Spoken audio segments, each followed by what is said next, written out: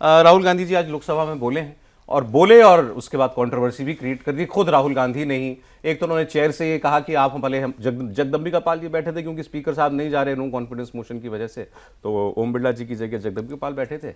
उनको देख करके उन्होंने कहा कि आप पहले हमारी ही पार्टी में थे इसलिए आज मैं आपको रियायत दे देता हूं, आज मैं ज्यादा अग्रेसिव नहीं होऊंगा। फिर वो बाहर निकले, जब तो बाहर निकल के दो मंत्री मीडिया से बात करे तो मंत्री की बाह पकड़ ली, चलिए हम भी साथ में खड़े होंगे, साथ में बात करते हैं। मतलब एक थोड़ा, क्या मेरे पास शब्द नहीं है सर, मतलब लगा नहीं कि कोई एलओपी जैसी शख्सियत का व्यवहार था वो, जैसा वो किया उन्होंने। अक्सर राहुल जी ऐसा कर देते हैं। पहले तो इसी पर बात कर लें सर, जो मतलब उनका बिहेवियर है। देखिए, मैं बिहेवियरल साइकोलॉजिस्ट तो हूं नहीं, लेकिन मैंने जो संसदीय परंपरा में या जो रिपोर्टिंग भी की और उसके बाद जो मैंने संसद में देखा, मुझे नहीं लगता कि किसी भी नेता विपक्ष ने इस तरह की मर्यादा की सीमा रेखा लांघी है।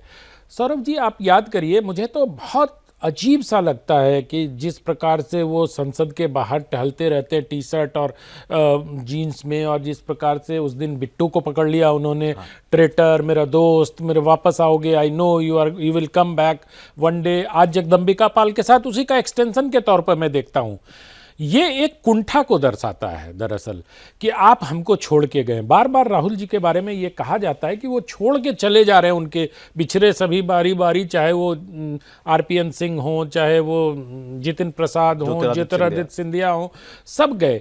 तो उनको लगता है ये जो बातें उनकी आलोचना होती है ना, ये कहीं उनके अवचेतन मन में चलता रहता है, जिसको सब कॉन्शियस माइंड कहते हैं। तो यही उनसे ये सब चीज़ें करवाता है। अब आज जिस प्रकार से मंत्री की बाह पकड़ लिया आपने, वो बाइट दे रहे थे, मर्यादा ये कहती कि आप वहां उनको पूरी बात अपनी कहने देते, आप आ गए मंत्री को पकड़ के खींचने लग गए।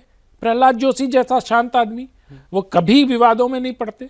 अश्विनी वैष्णव एकदम शांत रहते हैं, चाहे एग्रेसिव मंत्री भी, मैं कहता हूं निशिकांत दुबे ही होते तब भी आपको नहीं जाना वो गए, वो हंसी मजाक करने, मस्खरी करने ही गए थे। अरे सर, तो वो कोई गंभीर काम करने गए नहीं थे। वो कोई अंग्रेजी का एक शब्द आज हरदीप पुरी ने उपयोग किया उनके लिए, मैं भूल गया, बफूनरी, जो मस्खरापन जिसको कहते हैं, ये अच्छा नहीं लगता है सर।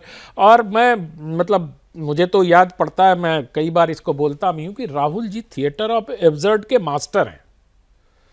वो ना कोई लॉजिक होगा, कुछ भी, मतलब उनके किसी काम में कोई लॉजिक नहीं होता है भाई। आज मैं किसी को सुन रहा था कि उन्होंने कभी शायद लोकसभा के अध्यक्ष को यार कह दिया बोलते बोलते।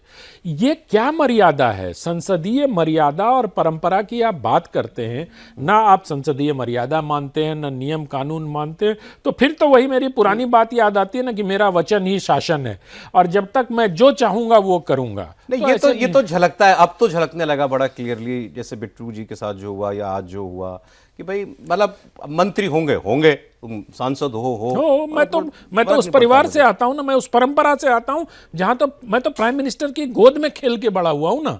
मेरे पिताजी प्राइम मिनिस्टर, मेरी दादी प्राइम मिनिस्टर, दादी के पिताजी प्राइम मिनिस्टर।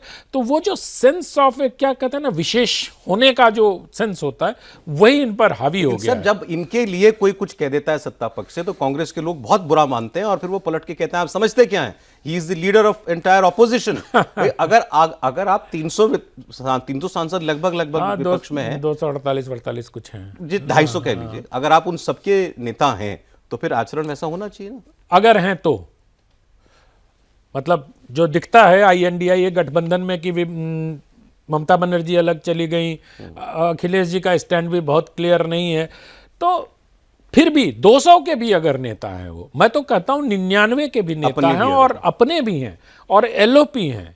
जब आप बड़े शान से कांग्रेस के लोग बोलते हैं कि LOP हैं, LOP की शान में गुस्ताखी कर दी, तो वेस्ट मिनिस्टर का जो मॉडल है उसमें उसको शैडो प्राइम मिनिस्टर के तौर पर देखा गया और हमारे संवैधानिक पद नहीं है। बावजूद इसके मुझे लगता है कि LOP की कुछ मर्यादाएं संसदीय परंपरा में तय की गई हैं। राहुल जी उन मर्यादाओं को बिल्कुल नहीं मानते। एक होता है एक मैनेजमेंट का टर्म है सौरभ जी, डिसरप्टर, और एक होता है डिस्ट्रक्टर। तो मुझे लगता है राहुल जी डिसरप्टर नहीं है। डिसरप्टर तो एक पॉजिटिव सेंस में माना जाता है, जैसे कि पेटीएम और इस तरह डिजिटल इकोनॉमी आई तो उसने डिसरप्ट किया सिस्टम को। एक होता है जो डिस्ट्रक्टर। तो राहुल गांधी थोड़े थोड़े डिस्ट्रक्टर की तरफ ज्यादा दिखाई देते हैं। थोड़ी टेक्निकल बात आपसे पूछ लूं, क्योंकि राहुल गांधी के खिलाफ प्रिविलेज मोशन सरकार लेके आई है, किरण रिजिजू जी ने मूव किया है वो, खासकर उन्होंने हरदीप पुरी पर जो एप्स्टाइन फाइल में नाम होने के आरोप लगा, हरदीप पुरी ने उसका जवाब बाकायदा प्रेस कॉन्फ्रेंस करके दिया है, उसको प्लीज सुनिएगा आप भी। क्या होगा इसमें आगे, प्रक्रिया क्या है? इसमें प्रक्रिया है कि विशेषाधिकार की नोटिस अगर स्वीकार हो जाती है और उसके बाद अगर उस पर बहस हो जाती है और वो स्वीकार कर लिया जाता है तो 3 ऑप्शन हैं। पहला कि उनको संसद में रिप्रामाइंड किया जाएगा, मतलब कि उनको फटकार लगाई जाएगी, संसद में सदन में खड़े करके फटकारा जाएगा। अगर और गंभीर मामला हो गया तो उनकी संसद की सदस्यता लोकसभा की जा सकती है, और गंभीर मामला हुआ तो उनको जेल भी भेजा जा सकता है। और एक बात और इसमें है सौरभ जी, जहां तक मैं अपनी स्मरण शक्ति के आधार पर बोल रहा हूं, इसको किसी अदालत में चुनौती नहीं दी जा सकती। अच्छा, ये बड़ा गंभीर इसके क्लॉज है। फैसला ये स्पीकर का है या हाउस का होगा? हाउस का होगा। ओके, स्पीकर एक्शन क्या लेना है हाउस तय करेगा। हाउस तय करेगी।